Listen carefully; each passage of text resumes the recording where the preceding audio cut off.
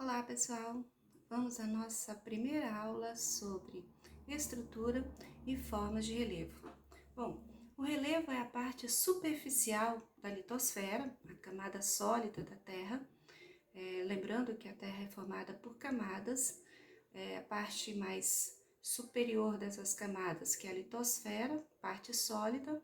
Depois nós temos as camadas intermediárias e o núcleo, que visualizaremos numa imagem a seguir. Bom, essa superfície é onde ocorrem as transformações geológicas, que são expressadas a partir das formas que aparecem nessa superfície, que nós chamamos de relevo. Bom, então, primeiramente, vamos aí definir o que é relevo. Relevo, em síntese, seria a forma física que compõe a superfície da Terra. Bom, a ciência que estuda essas formas é chamada de geomorfologia, que está aí ligada às duas outras ciências, a geografia e a geologia. Como podemos ver na ilustração, a camada da Terra é dividida em núcleo interno, núcleo externo, manto inferior, manto superior e a parte mais externa, que é a crosta. Temos também intermediários a essas camadas as descontinuidades que no momento nós não vamos estar trabalhando. Vamos então nos ater aos fenômenos que ocorrem na crosta, resultado de fenômenos que ocorrem dentro da Terra, principalmente na área do manto terrestre. Vamos analisar detalhadamente como os fatores endógenos, como o tectonismo, o vulcanismo e os terremotos, agem na formação do relevo. Vamos lá? Os agentes responsáveis, então, por essa dinâmica interna da Terra são o vulcanismo, o tectonismo e os abalos sísmicos. Vamos ver como cada um deles vai interferir na formação do relevo terrestre e submarino. Vamos analisar detalhadamente como os fatores endógenos, como o tectonismo, o vulcanismo e os terremotos, agem na formação do relevo. Vamos lá? O tectonismo é o fenômeno resultante da movimentação das placas tectônicas, parte da litosfera em cima da camada do manto. Nós podemos dividir esse movimento em três grupos. Movimentos convergentes, quando essas placas vão se movimentar em encontro uma com a outra, divergente quando elas se separam e conservativa quando elas se movimentam paralelamente uma à outra. Bom, o movimento convergente, ele pode formar dois tipos de relevo, dependendo da estrutura rochosa que dá sustentação a esse tipo de relevo, que nós chamamos de estrutura rochosa. Se a rocha ela é resistente, a possibilidade de, ao sofrer pressão paralela, essa rocha se quebre, fazendo com que uma parte do relevo se levante e outra parte rebaixa. Isso nós vamos ter como exemplo a Serra do Mar no Brasil, que sofreu esse fenômeno que nós chamamos de epirogênese. Bom, mas antes de sofrer esse processo de epirogênese, essa mesma região sofreu um processo chamado de orogênese. O movimento orogenético ocorre devido aos movimentos convergentes responsáveis pela formação das montanhas, como exemplo, a Cordilheira dos Andes. O movimento orogenético no Brasil, ele resulta do período pré-cambriano, há mais ou menos 650 milhões de anos atrás. Depois da consolidação dessa estrutura rochosa, os movimentos, ainda convergentes, vão pegar um relevo mais bem estruturado. A pressão lateral vai fazer com que a rocha tenha a mesma pressão, porém com uma resistência maior. Dessa forma, vai ocorrer a falha no relevo, que é o movimento que nós chamamos de epirogênese. Podemos pegar como exemplo, a imagem a seguir nos mostra a região da Serra do Mar. Vamos observar? Observe a imagem de satélite da Serra do Mar, que certifica o falhamento através do movimento epirogenético. A linha da parte mais alta do planalto é a que nos mostra claramente que a rocha se rompeu, formando ranhuras devido ao desnivelamento da crosta chamado de pirogênese. O vulcanismo é um outro agente interno de formação de relevo. O vulcanismo é uma forma de liberação de energia da região interna da Terra para a área externa. Essa energia pode ser liberada de diversas formas, em formas de gases, em forma de cinzas e em formas de lavas. E esse material contido dentro da Terra, na camada do manto, vai sair e vai moldar o relevo da Terra através das suas formas bem específicas aí, que são os cones vulcânicos. E nós podemos observar essa configuração em lugares específicos no nosso planeta, como nós podemos analisar na imagem a seguir. Vamos lá?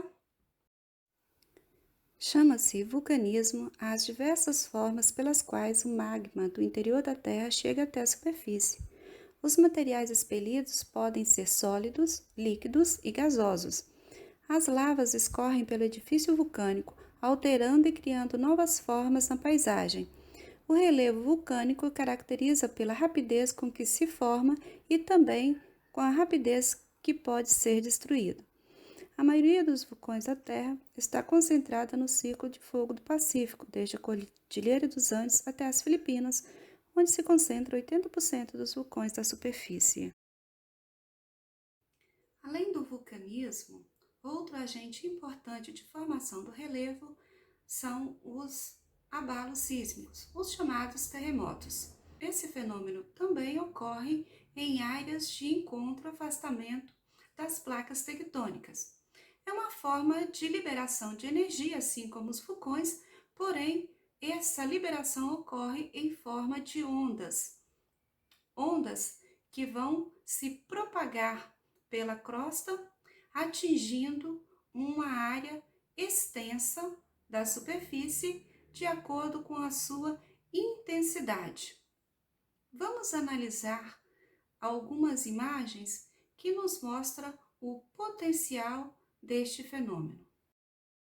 O local onde há o encontro entre placas tectônicas é o local mais provável de originar os movimentos de ondas sísmicas, que podemos classificar como liberação de energia do centro da Terra.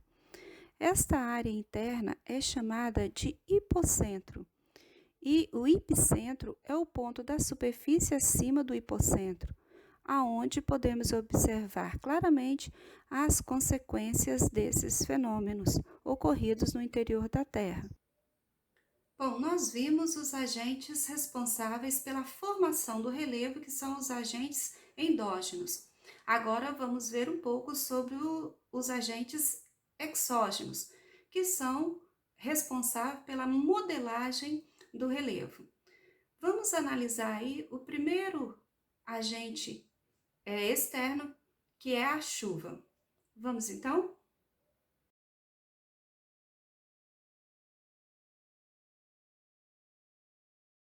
A água das chuvas é um dos principais agentes de transformação do relevo e das rochas, pois o escoamento das águas, principalmente em áreas com elevada declividade, provoca a formação de erosões, sobretudo quando essa superfície em questão não está protegida pela vegetação. Assim, quanto mais intenso é esse escoamento, mais forte tendem a ser os impactos causados com o transporte de uma grande carga de sedimentos para outras localidades. Como podemos observar, a chuva é um forte agente de transformação do relevo, mas ele sozinho não faz tanta transformação. Então vamos ao segundo elemento de transformação, que são os rios. Bom, o que nós podemos falar em relação a esse tópico? Primeiro, você já viu como o curso de um rio se organiza na paisagem? Observe que ele faz um trajeto de acordo com o relevo e a estrutura geológica da região, o que faz com que o rio possa ter maior velocidade ou maior resistência no seu percurso ou definir um curso específico. Os rios, eles são grandes agentes modeladores de áreas, porém uma área mais específica, ou seja, uma área que está apenas no seu entorno. Vamos observar como isso ocorre? Observe as imagens a seguir. A erosão fluvial é a erosão causada pelas águas dos rios que provoca desgaste das áreas mais altas, como os planaltos, para as áreas mais baixas de planície. Na fase inicial da erosão, devido à grande declividade do terreno, pode acontecer com maior intensidade. Na fase mais avançada acontece o transporte de sedimentos, que já na fase final ocorre o processo de acumulação de tais sedimentos. As águas dos rios escavam o leito formando vales profundos, transportam materiais e depositam nas partes mais baixas. Ao chegarem ao final do percurso, na foz das águas, depositam grande quantidade de sedimentos, criando algumas formas de relevo. A erosão fluvial pode mudar o curso de um rio, gerando os chamados meandros. Um exemplo da erosão fluvial é o Grand Canyon, localizado no Arizona, nos Estados Unidos. Ele é resultado da erosão fluvial do Rio Colorado. Vale lembrar que essas alterações no relevo levam muito tempo para acontecer, cerca de milhões de anos. O nosso próximo agente de modelagem do relevo também tem a ver com a água, porém a água do mar. Vamos observar como esse fenômeno transforma as áreas costeiras. O mar exerce um duplo trabalho nos litorais dos continentes. É um agente erosivo que desgasta as costas em um trabalho incessante de destruição chamado abrasão marinha. As águas dos mares e oceanos desgastam e destroem as rochas da costa mediante três movimentos: as ondas, as marés e as correntes marítimas. Ao mesmo tempo, o vai e vem de suas águas traz sedimentos que são depositados nos litorais, realizando um trabalho de acumulação marinha. A ação contínua das ondas do mar ataca a base dos paredões rochosos do litoral, causando o desmoronamento dos blocos de rocha e o consequente afastamento do paredão. Esse processo dá origem às costas altas denominadas falésias. Algumas falésias são cristalinas, como as de Torres, do Rio Grande do Sul, e na região do Nordeste do Brasil encontramos falésias formadas por rochas sedimentares denominadas de barreiras.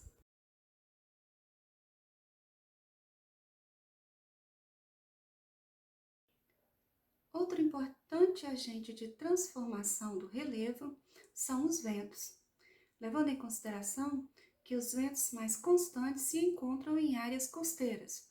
Então, nós vamos dizer que são as áreas mais afetadas por esse agente de transformação. Porém, ele pode ocorrer também em áreas mais interioranas, devido às diferenças de pressão que faz com que o ar se movimente sempre em uma determinada direção.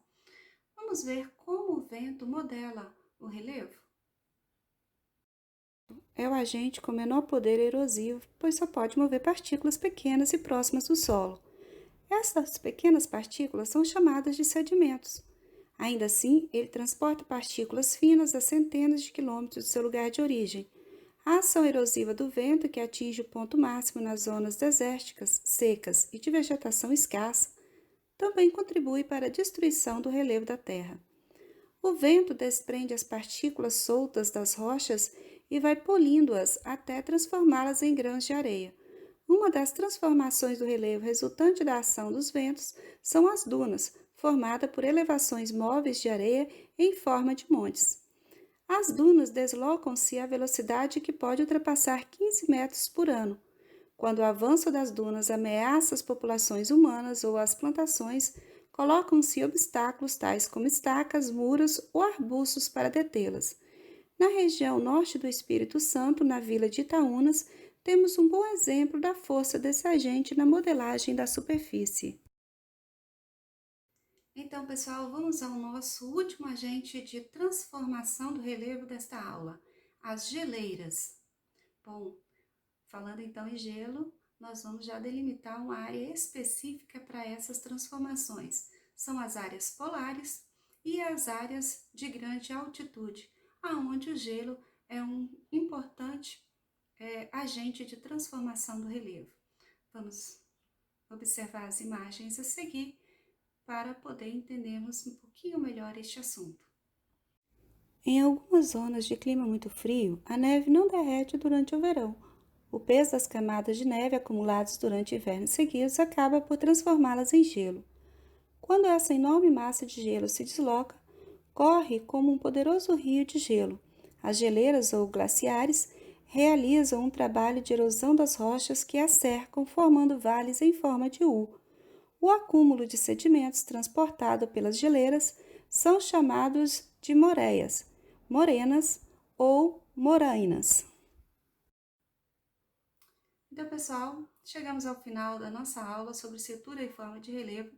Eu espero que vocês tenham compreendido a dinâmica dos agentes internos e externos de formação e transformação do relevo. Uma dica para vocês: observe a paisagem ao redor de vocês e ver se consegue identificar essas transformações que ocorrem ao longo do tempo. É um exercício legal para podermos identificar essas pequenas transformações provocadas pelos agentes. Então, bom estudo a todos e até a próxima!